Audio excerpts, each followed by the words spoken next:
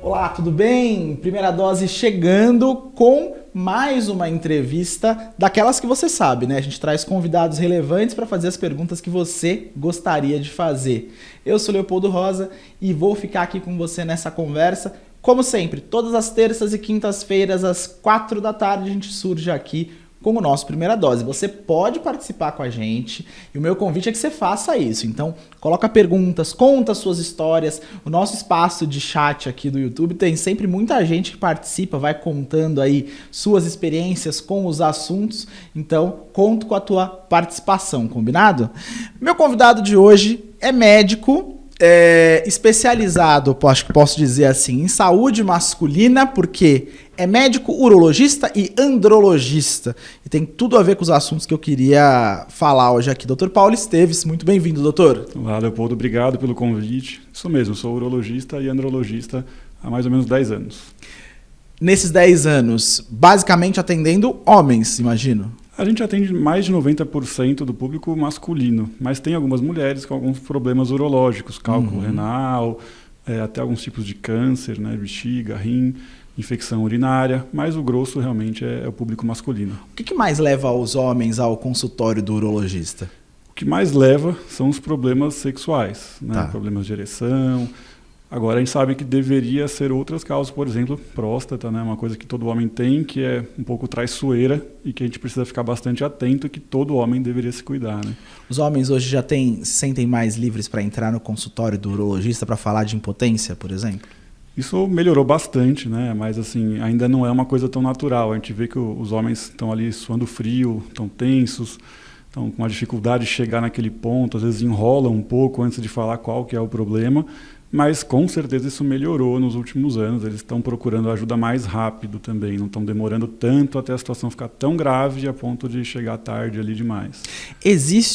Essa é uma boa colocação que o doutor fez, existe um ponto dos problemas de impotência em que ele se torna irreversível? Existe, né? A gente tem basicamente dois tipos de problemas de impotência, que é a disfunção erétil orgânica, ela tem causa física, e a disfunção erétil psicogênica, causa psicológica. Nessas que são causas físicas, muitas vezes são doenças vasculares, como o que leva o homem a ter um infarto, um AVC, um derrame. Isso é uma doença progressiva ao longo da vida, que pode ser interrompida, essa progressão. Agora, se ele não tiver um tratamento oportuno ali no melhor momento, pode chegar num ponto em que os tratamentos já não revertem mais e não permitem que ele tenha uma ereção normal. Existem outros tratamentos, às vezes prótese peniana, coisas mais invasivas, mas que não é a melhor opção para todo mundo. O homem com diabetes, especialmente a diabetes mal cuidada, Sim. está na rota de viver um problema de impotência sexual? Com certeza, né? A gente sabe que a diabetes, de todos os fatores de risco, diabetes é o principal fator de risco para a disfunção erétil, para a impotência, né? Agora, a diabetes é uma doença que é totalmente controlável, né? Você não está afadado a ter uma glicemia alta só porque você tem diabetes, você pode controlar. Se você é um diabético controlado, você não vai progredir para uma disfunção erétil. O homem, quando passa dos 60, talvez até dos 50, mas dos 60 certamente, começa a entender que ele pode ter esse tipo de problema, né? E para muita gente, quando isso surge, vira, é da idade e tal. É da idade mesmo? Ou é possível ser uma pessoa 60 a mais com uma vida sexual ativa como sempre? Então, vou te falar uma coisa que vai te surpreender. A maior parte dos pacientes de disfunção erétil que a gente atende são abaixo de 50 anos. Olha só. Porque as causas psicológicas hoje são as mais comuns. O estresse. Estresse, ansiedade, depressão, burnout. Agora, falando da disfunção erétil orgânica, física, essa sim, o público costuma ter mais de 50, mais de 60 anos. Agora, esse público ele não chegou assim de um dia para o outro nesse grau de disfunção erétil. Foi piorando a ereção, foi ficando menos rígida, foi falhando uma vez, duas, até que chegou num ponto grave de ele não conseguir ter uma vida sexual satisfatória. E isso não é algo normal da idade. Não é esperado que isso aconteça. A gente tem pacientes de 70, 80 anos com vida sexual 100% normal, igual a quando tinham 40 anos, 30 anos. São as doenças que vão progredindo com a idade que levam à disfunção erétil. Ou seja, o envelhecimento em si, o avançar da idade em si não é um fator de risco. O fator de risco é o que você carrega para essa idade de doenças e problemas de saúde. Exatamente, né? O envelhecimento saudável não vai levar ninguém a ter disfunção erétil. Claro, vai ter a mesma performance de um homem de 18 anos e um de 80, mas não vai chegar a ter disfunção erétil. A disfunção erétil é causada não é pelo envelhecimento, mas pelas comorbidades, né? Pelas doenças que vêm com a idade frequentemente.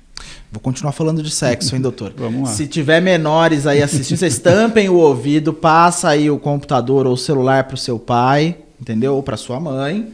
Mas aqui é a conversa 18+. Doutor, tem acho que 2 tipos de homens com problemas de ereção, né? O cara que não consegue nem começar e o cara que não consegue manter, né, a ereção durante a relação. Nesses 2 casos, a causa raiz é a mesma? É o problema de circulação sanguínea no pênis? Sim, a mesma causa raiz, né, uma circulação alterada do pênis, ela pode se apresentar de maneiras diferentes. Tá. Né? Então, uma ereção menos rígida pode ser o primeiro sinal. Né? Ele perceber que a ereção está normal, consegue ter uma relação, mas não fica como era antes. E aí, geralmente, progride para uma dificuldade de iniciar, demora muito para iniciar. Tem homem que, quando vai colocar um preservativo, perde a ereção. Sim. Então não pode interromper por nada ali o estímulo, senão perde. E assim vai até o ponto de não conseguir, ou de, durante a relação, perder a ereção totalmente. Então, pensando aqui em quem está nos assistindo, ao primeiro sinal de problemas de ereção, o ideal é procurar um médico? Sempre, sempre. Primeiro porque tudo na saúde, a gente sabe que quanto antes for tratado, melhora o resultado, melhores são as chances.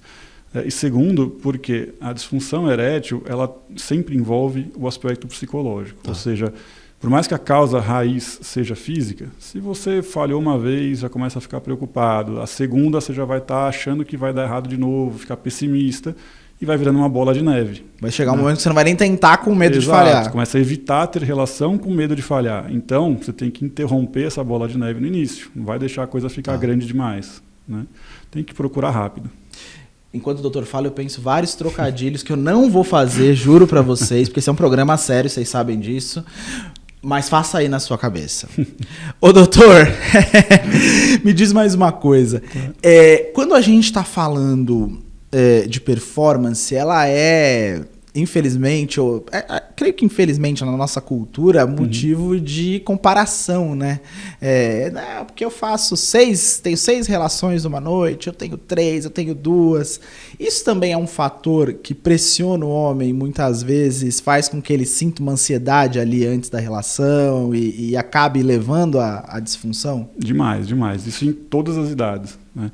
Geralmente no início da vida sexual a gente vê muito o que a gente chama de ansiedade de performance, que é aquele homem de 18, 20 anos que na primeira relação ele já teve uma perda de ereção, isso é comum, ou até uma ejaculação precoce, não conseguiu segurar a ejaculação.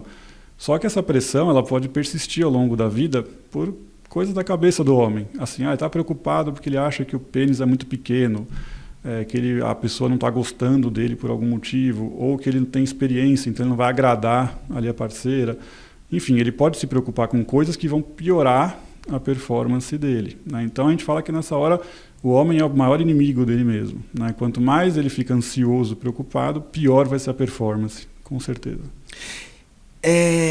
No caso do cara mais novo, acho que tem muito dessa ansiedade, e do cara mais velho, talvez uma insegurança ali, né? O uso de medicamentos para aplacar essas questões emocionais pode ajudar? Pode ajudar, mas aí tem um grande problema, tá? Porque depende da medicação. O mais comum são as medicações para ereção. Né? Diretamente, como o Viagra. Exato, Viagra e similares aí.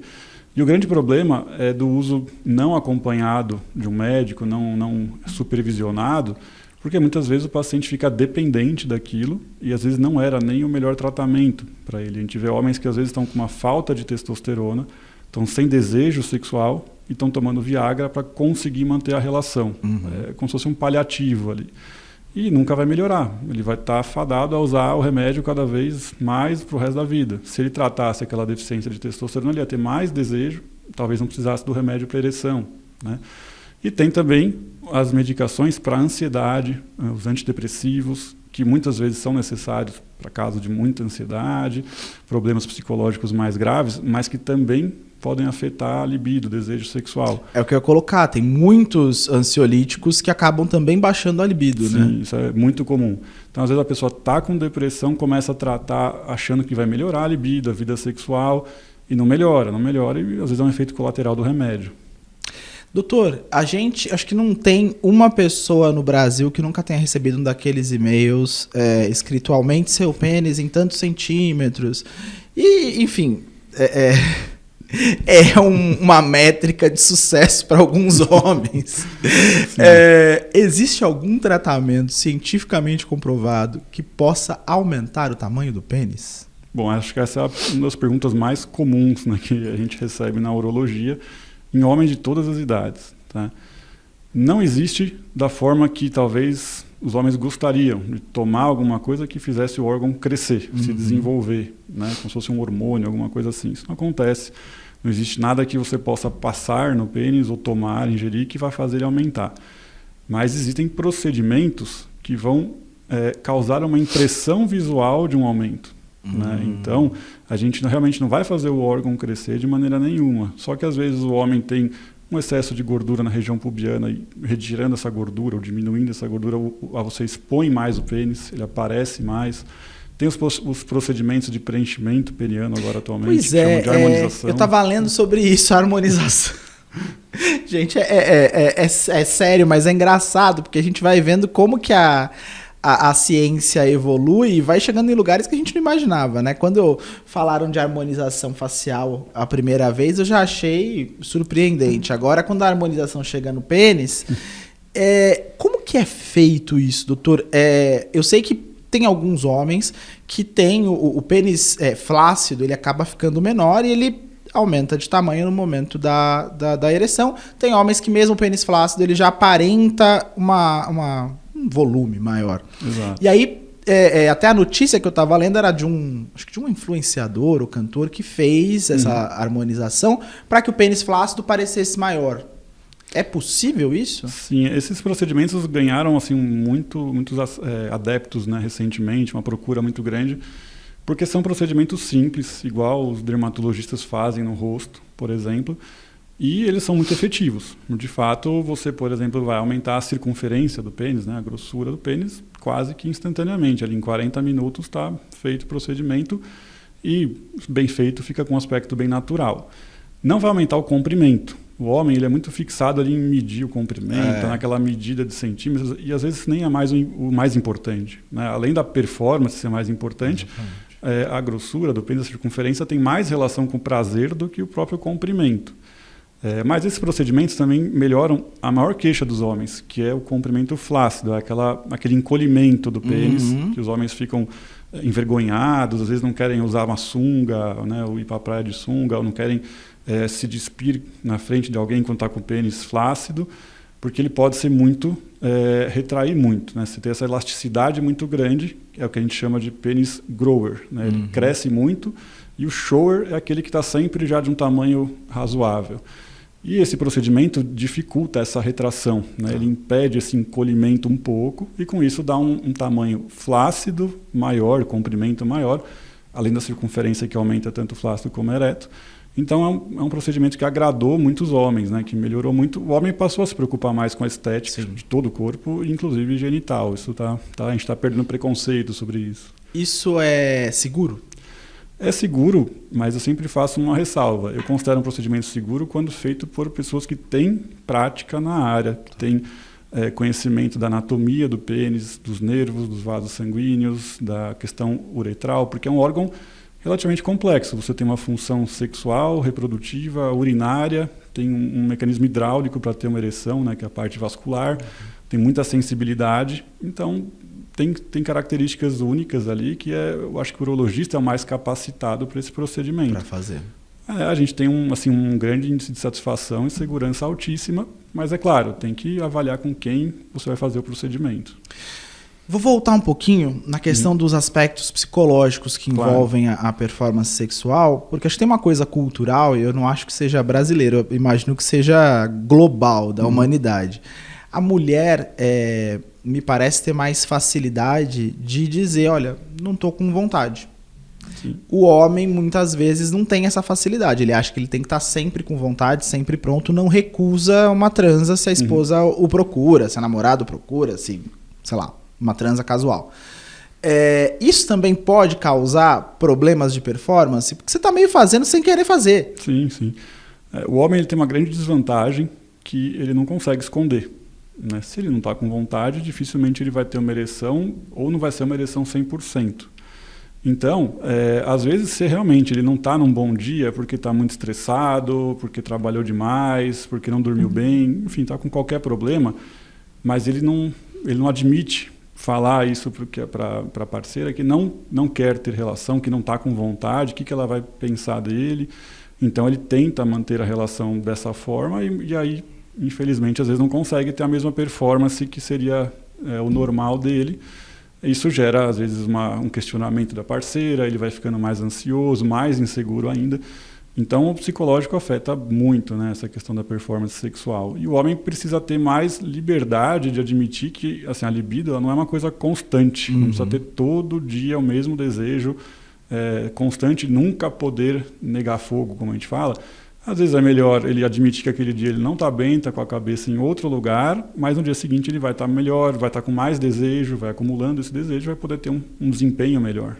Doutor, acredita que antes de eventualmente a pessoa entrar com remédio, tomar um Viagra, muitas vezes sem prescrição, o que é bastante perigoso, existem estratégias naturais que podem auxiliar o homem com problemas? Com certeza, né? Porque eu sempre falo assim, a libido ela vem antes da ereção.